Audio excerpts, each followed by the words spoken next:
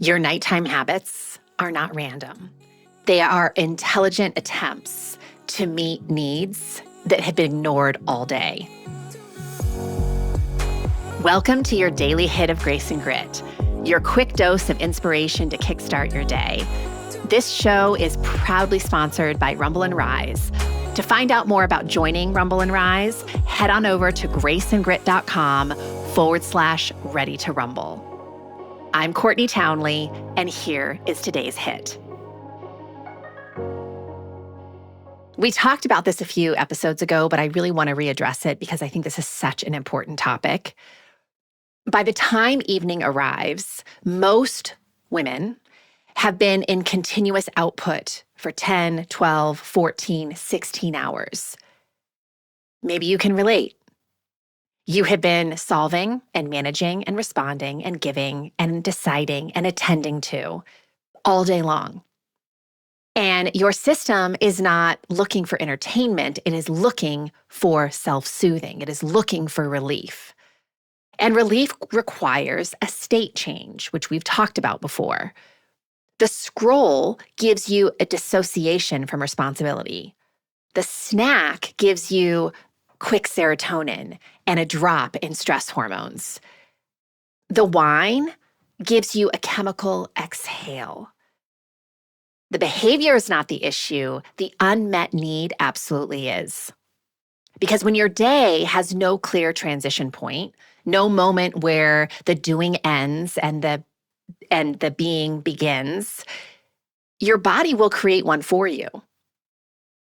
This is where the shift happens. Instead of trying to remove the habit, you install a relief ritual earlier in the evening.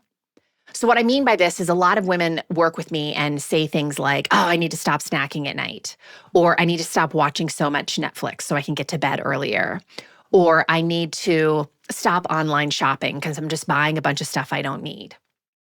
And their thinking is that they need to break those habits.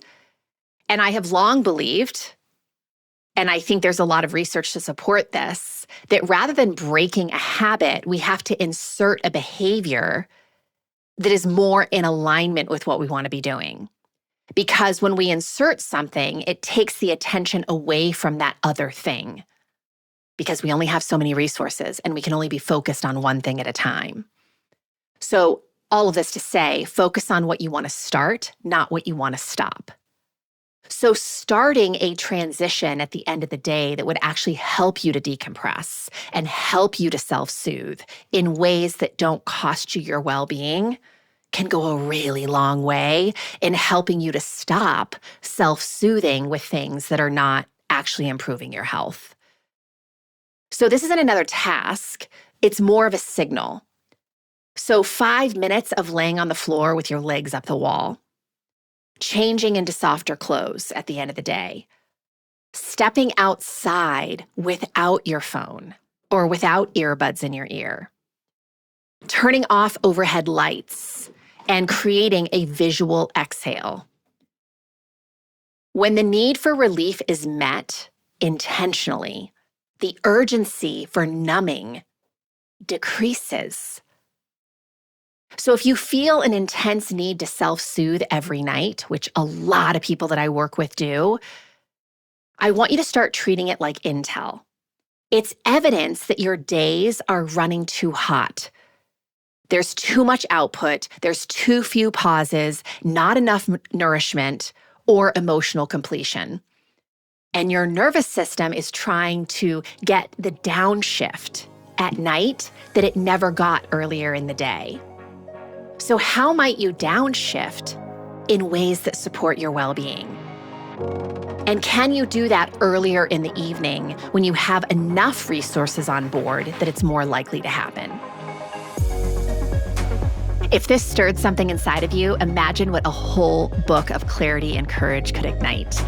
The Consistency Code, a midlife woman's guide to deep health and happiness, goes even deeper into the mindset and practices that create real, meaningful change at midlife. Grab your copy today over at theconsistencycode.com and keep the momentum alive.